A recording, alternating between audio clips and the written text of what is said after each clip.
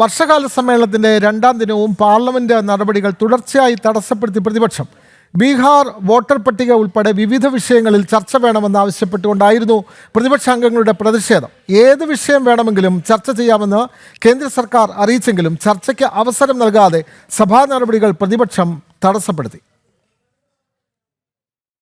വർഷകാല സമ്മേളനത്തിന്റെ രണ്ടാം ദിവസവും രാജ്യസഭയിലും ലോക്സഭയിലും ബഹളം വെച്ചും പോസ്റ്ററുകൾ ഉയർത്തിക്കാട്ടിയും പ്രതിപക്ഷം സഭാ നടപടികൾ തുടർച്ചയായി തടസ്സപ്പെടുത്തി. ഇരുസഭകളും നിരവധി തവണ നിർത്തിവെച്ചു.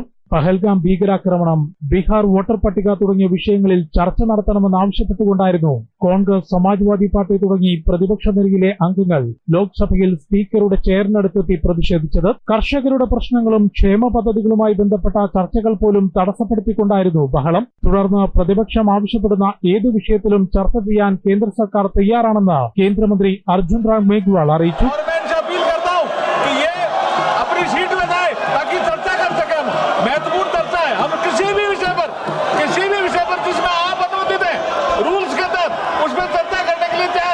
എന്നാൽ ചർച്ചയ്ക്ക് അവസരം നൽകാനോ സീറ്റുകളിൽ പോയിരിക്കാനുള്ള സ്പീക്കറുടെ നിർദ്ദേശം അനുസരിക്കാനോ തയ്യാറാകാതെ പ്രതിപക്ഷം ബഹളം തുടർന്നു.